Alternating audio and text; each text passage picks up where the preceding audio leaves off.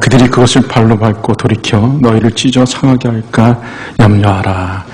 거룩한 것을 개에게 주지 말고 돼지에게 진주를 던지지 말라.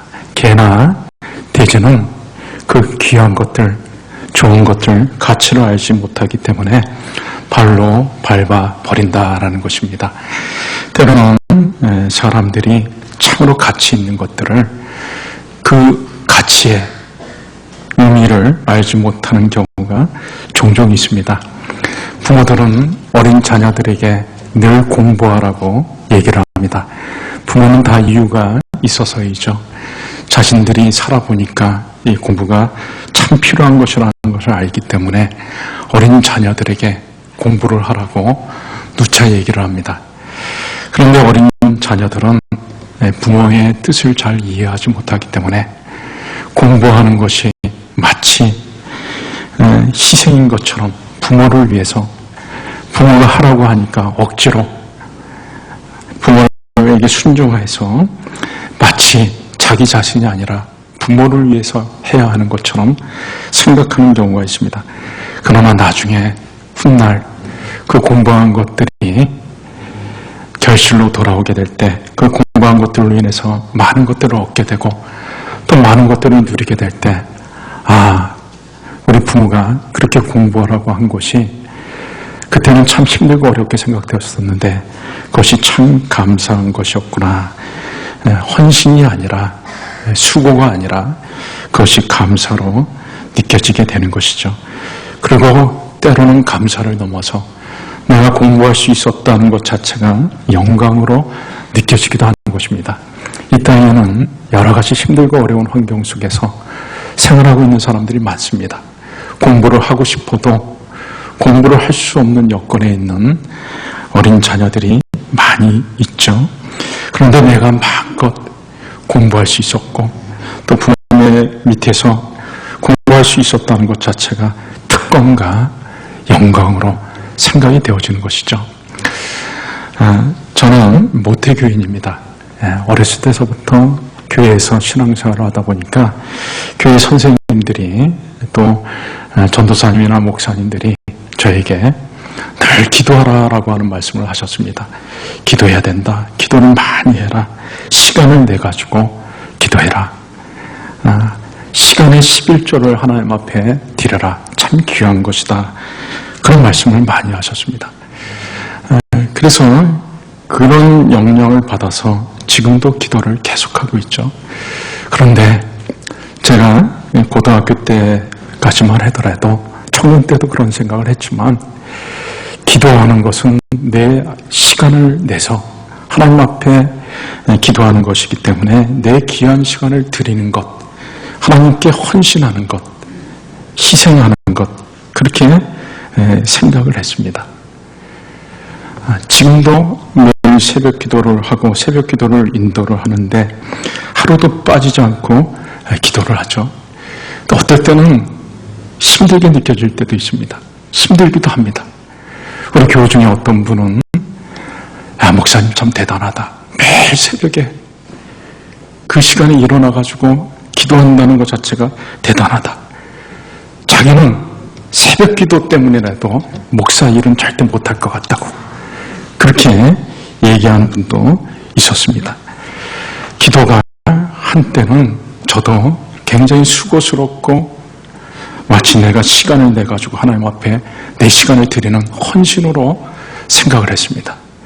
그런데 기도를 오랫동안 하다 보니까 이 기도가 얼마나 좋은 것인지 얼마나 귀한 것인지 모르겠습니다. 그걸 깨닫는 것이죠. 제가 기도할 때 하나님께서 내 마음을 만져주시는 것을 느낍니다. 슬픈 마음이 가득했다가도 기도를 하는 가운데 기쁨이 찾아오고 낙심했다가도 기도하는 가운데 하나님의 용기를 주시고 무기력했던 내 마음이 힘을 얻고 에너지를 얻게 됩니다. 그 기도 시간에 하나님이 이렇게 반짝반짝하는 지혜와 영감을 많이 주세요.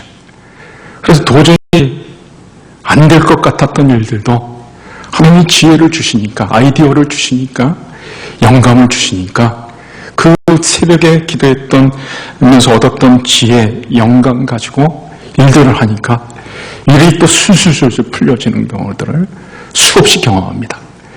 그뿐만이 아니라 기도를 하니까 기도한 대로 하나님이 응답해 주셔가지고 제가 이 축복을 받게 되는 것이죠. 그러다 보니까 기도가 어느 순간서부터는 희생이 아니고 수고가 아니고 헌신이 아니고 참 감사하다.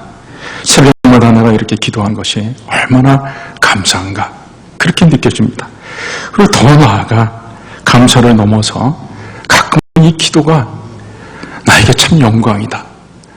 왜 그런가 하면 온 우주의 창조주가 되시고 통치자가 되시는 이 놀라운 위대하신 하나님께서 내가 도대체 뭔데, 나는 참 부족하고 연약한 죄인인데 내가 기도할 때마다 하나님이 나를 사랑하시고 나를 이렇게 인격적으로 대해주시는가, 그걸 생각하니까 너무나 영광스러운 거예요.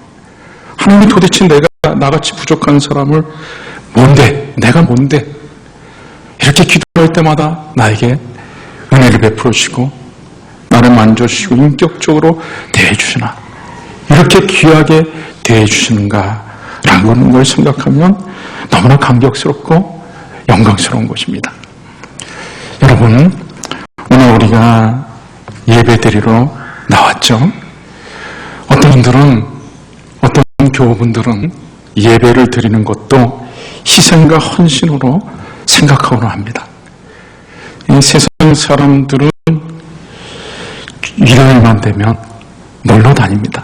산으로 들러 놀러 다닙니다. 세상 사람들이 교회 안 다니고 신앙생활 안 하는 사람들이 부럽게 느껴질 때가 있어요. 요새는 또 주 5일 근무이기 때문에 토요일, 일요일 연거푸 놀 수가 있습니다. 젊은이들 같은 경우에는 금요일 저녁부터 축제 분위기가 되는 거죠. 여러분, 불금이라는 말 아시죠? 불금이라고 하는 말을 모르시는 분들은 굉장히 경건한 성도들 같고, 불금, 불타는 금요일, 그래 약자죠. 그러니까 금요일 밤서부터 이제 막 놀 생각을 하는 것입니다. 금, 토, 주, 월요일까지 어떨 때는 껴가지고 나흘을 연거푸서 막 놀기도 하는데, 신앙생활을 하는 사람은, 교회 다니는 사람은 일요일마다 꼬박꼬박 나와가지고 하나님 앞에 예배드리니까 내 자신이 마치 바보처럼 생각되기도 하고 하나님께 엄청나게 헌신하고 희생하는 것처럼 생각이 되기도 합니다. 그러나 예배 생활이 오래 지속되어지다 보면 예배가 점점 얼마나 은혜이고 감사인 것을 깨닫게 되는 것이죠. 예배 시간에 하나님께서 역사하여 주셔서 내 자신이 큰 은혜를 받고 또 하나님이 우리 교회 예배드리는 성도들 가운데 역사하시는 것들을 경험하고 놀라운 일들이 일어나고, 그리고 예배 생활을 오랫동안 하는 가운데서 내 자신이 변화되어지고 하나님께서 나에게 복을 내려주시는 것들을 경험하게 됩니다. 그래서 처음에는 내가 주의를 지켰는데, 정해진 시간을 지켜서 예배를 드렸는데, 예배 생활이 오래 지속되어지다 보면 내가 예배를 지키는 것이 아니라 하나님께서 나를 지켜주시는 것들을 경험하게 됩니다. 그래서 예배를 드리는 것이 이제 감사가 아니라 영광스럽게도 느껴지는 것입니다. 온 우주의 창조주시고 통치자이신 하나님께서 도대체 내가 뭔데, 우리가 뭔데 하나님 앞에 예배 드릴 때 이렇게 은총을 베풀어 주시고 함께 하시고 역사해 주시는가, 나를 이렇게 귀하게 대해 주시는가 라는 것들을 생각하면 예배 자체가, 우리가 예배를 드릴 수 있는 것 자체가 영광이다 라는 것을 생각하게 되는 것이죠. 사실 우리는 하나님께 예배를 드릴 수 없는 자들입니다. 죄인 인간은 하나님 앞에 감히 나아갈 수가 없습니다. 하나님은 거룩하신 분이시고 영광스러운 분이시고 위엄이 있으신 분입니다. 그래서 죄가 많은 인간이 하나님 앞에, 그 거룩하신 하나님 앞에, 영광이 하나님 앞에, 그 위대하신 하나님 앞에 감히 나아갈 수가 없습니다. 사람이 하나님의 그 인재, 기운을 느낄 때 제일 먼저 느끼게 되는 감정은 두려움입니다. 베드로가 예수님의 수제자로 부름받을 때 베드로는 예수님께 자신이 부름받던 날을 절대로 잊지 못할 것입니다. 하루 종일 물고기를 잡다가 한 마리도 잡지 못해가지고 밤새도록 시달리고 참 허무하고 괴로운 하루였습니다.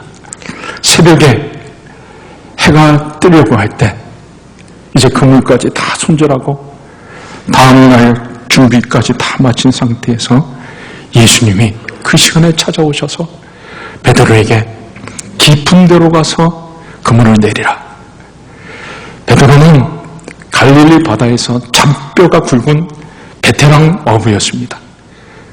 예수님 어부도 아닌 분이 말씀하셨기 때문에 그 말을 일부에 거절할 수도 있었습니다. 그러나 그 전날 예수님께서 베드로의 장모님의 열병을 고쳐주신 일이 있었기 때문에 베드로가 믿겨지지도 않고 따르기를 원하지도 않았지만 거의 억지로 순종하다시피 해가지고 깊은 데로 가가지고 그물을 내립니다.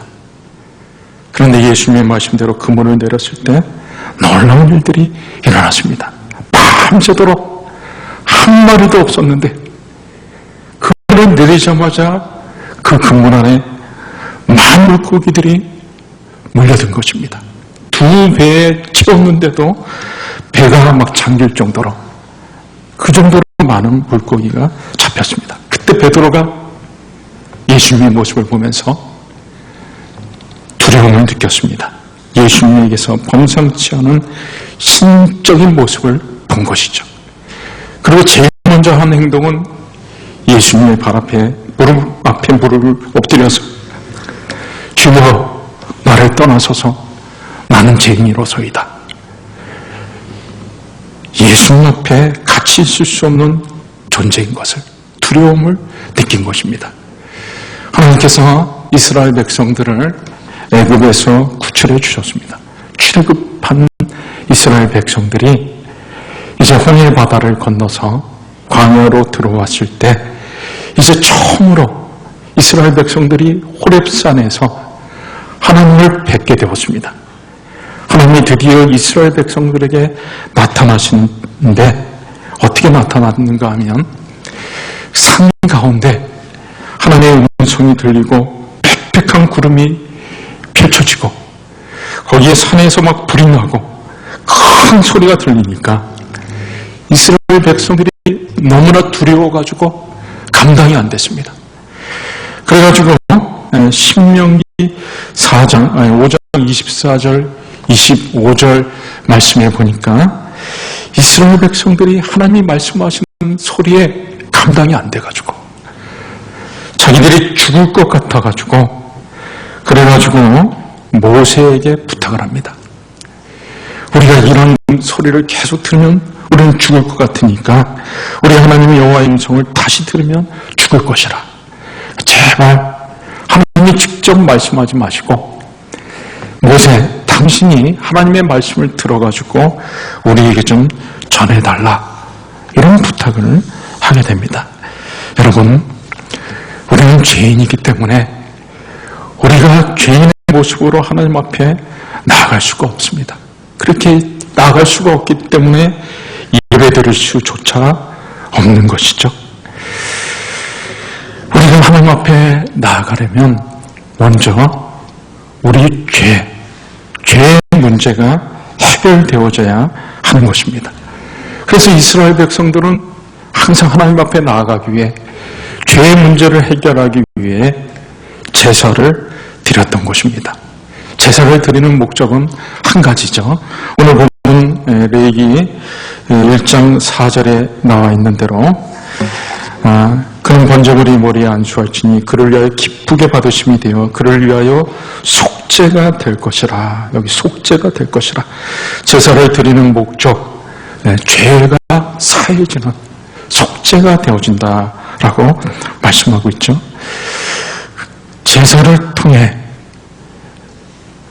이스라엘 백성들이 죄 때문에 죽어야 되는데 자기 대신 동물을 희생시켜 그 피를 흘리는 것을 통해 자기의 죄를 동물에게 전가시켜가지고 동물을 희생시키고 동물의 피를 흘리는 것으로 이제 죄 사함을 받는 것입니다. 그래서 동물 제사의 하이라이트는 동물을 희생시키면서 그 피, 생명을 상징하는 그 피, 죄값으로 그 피를 받아다가 제단에다가 뿌려가지고 하나님께서 이스라엘 백성들이 죄를 지었지만 이스라엘 백성 대신 죄값으로 죽은 그 동물의 피를 보면서 이스라엘 백성들의 죄를 사해 준 것입니다. 그래서 5절, 11절에 제사의 하이라이트에 해당되는 피를 제단에 뿌리는 내용이 나와 있죠. 그래서 하나님은 제단에 뿌려진 피를 보시면서 이스라엘 백성들의 죄를 사하시고 이스라엘 백성들을 기쁘게 받아주십니다. 그래서 이스라엘 백성들은 제사를 통해 죄사함을 받았기 때문에 이제 하나님 앞에 마음껏 나아갈 수 있게 된 것입니다. 하나님께 나아가 기도도 하고 거룩한 백성들이 모이는 모임에 참여하기도 하고 많은 것들을 할 수 있게 된 것이죠. 여러분, 이스라엘 백성들이 죄사함을 받기 위해 동물 제사를 통해 동물이 피를 흘리는 것을 통해 죄사함을 받듯이 우리의 죄를 사하시려 예수님께서 십자가에서 고귀한 피를 흘리셨습니다. 최후의 만찬 석상에서 예수님께서 자신이 많은 사람들을 위해 온 인류를 위해 십자가에 달려 피를 흘릴 것에 대해 말씀하셨습니다. 마태복음 26장 28절 말씀에 이것은 죄의 사함을 얻게 하려고 많은 사람을 위하여 흘리는 바 나의 피 곧 언약의 피니라. 잔을 나눠주시면서 이제 장차 예수님 십자가에서 피를 흘려 죽으실 것을 말씀하시면서 이것은 이 세상 많은 사람들의 죄를 사하기 위하여 흘리는 나의 피다. 하나님께서는 십자가에서 흘린 예수님의 그 피를 보시고 우리 죄를 사해 주시고 그래서 우리가 죄사함 받아서 이제는 하나님 앞에 나아갈 수가 있게 된 것입니다. 예수님의 보혈로 죄사함 받고 이제는 우리가 하나님 앞에 마음껏 나아갈 수가 있게 된 것이죠. 예수님 십자가에 달리실 때, 죽으실 때 성전 휘장이 성소와 지성소를 가리고 있는 이 휘장이 위에서부터 아래로 쭉 찢어져 내렸습니다. 지성소 안이 다 들여다 보인 것이죠. 지성소는 1년에 단 한 차례 이스라엘 백성들 중에서 딱 한 사람 대제사장이 그것도 1년에 딱 한 차례 백성들의 모든 죄를 사하기 위해 속하기 위해 지성소 안으로 들어갈 수가 있었습니다. 1년에 딱 한 차례 한 사람 그것도 딱 한 사람만 들어갈 수 있었던 지성소에 휘장이 위에서부터 아래로 쫙 찢어지면서 지성소의 안이 이제 다 들여다보이게 된 것입니다. 그것은 이제 누구도 지성소 안으로 하나님의 임재를 상징하는 지성소 안으로 마음껏 나아갈 수 있게 된 것을 말을 하는 것이죠. 예수 그리스도께서 십자가에 달려 피를 흘리시고 죽으시는 것을 통해 그 보혈의 공로로 누구나 할 거 없이 이제는 하나님 앞에 마음껏 나아갈 수 있게 된 것입니다. 과거에 어떤 죄를 지었든지 간에 아무리 많은 죄를 지었다 할지라도 이제는 예수님의 보혈을 의지하고 하나님 앞에 나아갈 수 있습니다. 1963년 10월 19일에 강원도 인제에서 대제사장 일가 가족 식구들이 도끼로 살해당하는 끔찍한 사건이 발생했습니다. 그 일을 자행했던 사람은 고재봉이라고 하는 사람이었습니다. 이 고재봉이라고 하는 사람이 대대장이 자기를 감옥에 보낸 것에 대해 앙심을 품고 감옥에서 출소한 다음에 복수하려고 마음을 품고 손도끼를 가지고 대대장의 집에 들어가가지고 대대장과 그 부인 9살 난 아이 5살, 3살 자녀 그리고 어린 가정부까지 도끼로 살해를 다했습니다. 6명을 살해를 한 것이에요. 나중에 알고 보니까 그 대대장이 다른 부대로 이제 전출을 나간 것입니다. 신임 대대장이 들어와서 생활을 하고 있었는데 그만 잘 알지 못하고 자기와는 아무 상관이 없는 신임 대대장 가족 식구들, 어린 자녀들까지 다 죽인 것이죠. 서울에서 붙잡혀가지고 군사재판을 통해 사형 선고를 받았습니다. 이 고재봉 씨가 사형 선고를 받았는데 그 며칠 동안에 안국선 목사님이라는 분한테 전도를 받습니다. 감옥에서 전도를 받고 그가 회심합니다. 완전히 사람이 바뀌었습니다. 그리고 그가 죽기 전에 이런 얘기를 했습니다. 내가 예수님을 조금이라도 먼저 알았더라면 사람을 죽이는 일은 하지 않았을 것입니다. 그리고 교도소에서도 흉악범으로 명성을 날렸던 그가 완전히 변화되어지고 나서 교도소에 있던 많은 죄수들을 변화시킵니다. 반 이상이 예수를 믿게 되었습니다. 그리고 고재봉 이 사형수가 사형장으로 끌려가던 날 찬송가 493장을 불렀다고 합니다. 하늘 가는 밝은 길이, 그 가사 내용에 하늘 가는 밝은 길이 내 앞에 있으니 슬픈 일을 많이 보고 늘 고생하여도 어렸을 때서부터 불우한 가정, 환경 가운데서 생활하면서 고생을 많이 했죠. 하늘 영광 밝음이 오늘 어두운 군을 해치니 예수 공로 의지하여 항상 빛을 보도다. 내가 염려하는 일이 세상에 많은 중 속에 근심, 밖에 걱정 늘 시험하여도 예수 보배로운 피 모든 것을 이기니 예수 공로 의지하여 항상 이기리로다. 내가 천성 바라보고 가까이 왔으니 아버지의 영광 집에 나 쉬고 싶도다. 나는 부족하여도 영접하실 터이니 영광 나라 계신 임금 우리 구주 예수라. 비록 자신이 끔찍한 흉악한 죄를 저질렀다 할지라도 그 무서운 도저히 용서받지 못할 무서운 죄를 저질렀다 할지라도 예수님이 십자가에서 흘리신 피가 자신의 그 끔찍한 죄를 다 사하고도 남음이 있는 것을 깨닫고 예수님을 구주로 영접하고 그가 변화되어졌고 이제는 예수 그리스도의 보혈을 의지하고 하루하루를 사는 사람이 된 것입니다. 이제 말씀을 맺도록 하겠습니다. 여러분, 우리는 절대로 우리의 공로로 하나님 앞에 나아갈 수 없습니다. 우리는 죄인입니다. 내가 어떤 업적을 쌓았어도 하나님 앞에 당당히 나아갈 수 없습니다.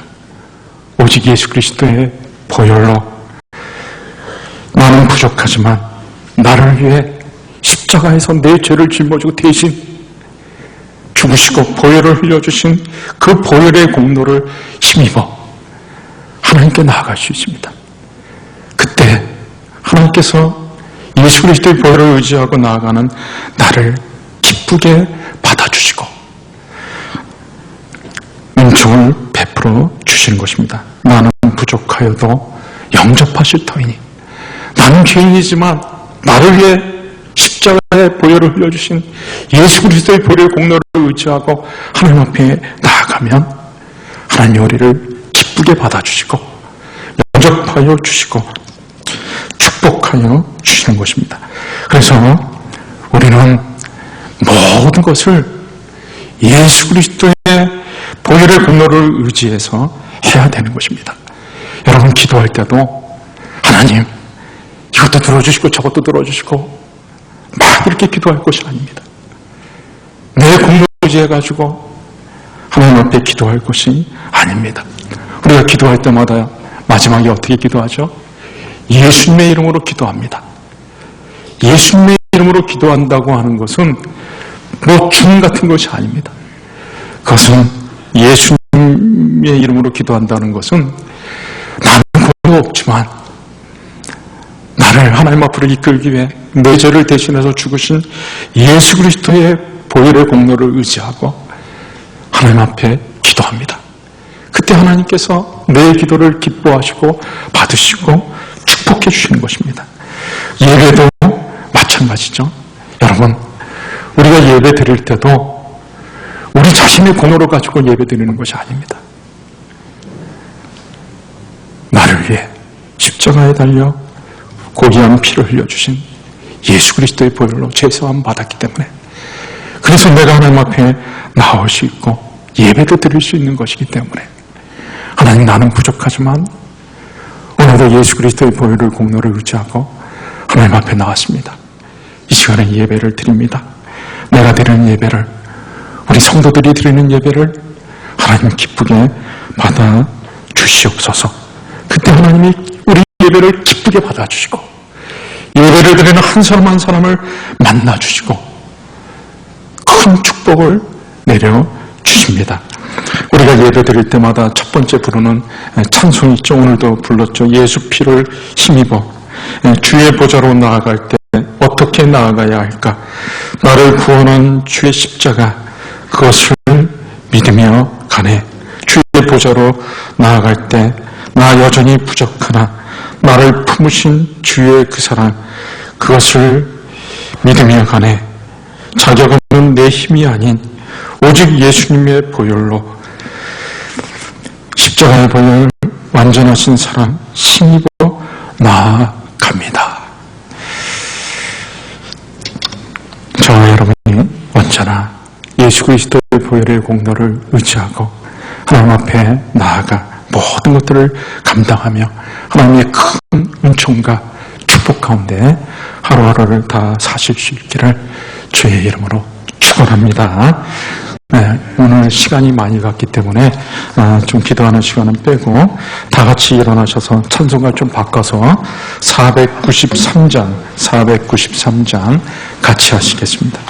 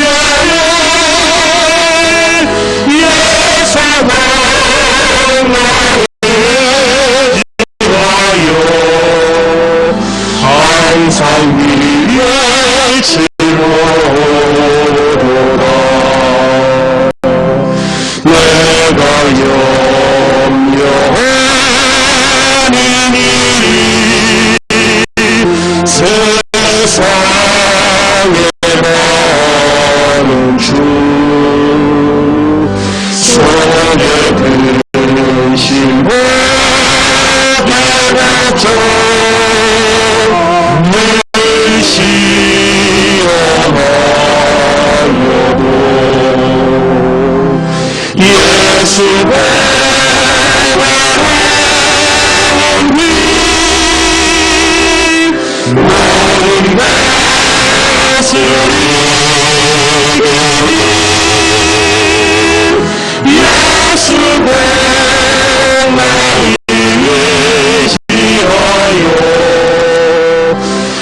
항상 이기리로다.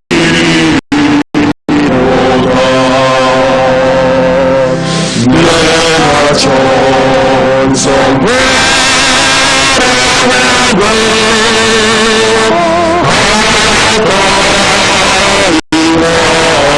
이뤘으니 아버지의 영광지를 마신 것이도다.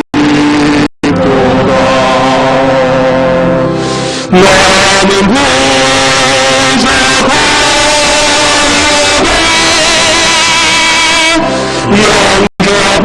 영접하실 테니 영광 나라배신 분 우리 구주 예수라. 이제는 우리 주 예수 그리스도의 놀라우신 은혜와 하나님 아버지의 만극하신 사랑과 성령의 교통하심이 오늘도 하나님의 은혜로 예수 그리스도의 보혈의 공로를 의지하고 하나님 앞에 나아 예배드리는 사랑하는 성도들을 위해 가정 위에 생업 위에 이제로부터 영원토록 함께 있을지어다. 아멘.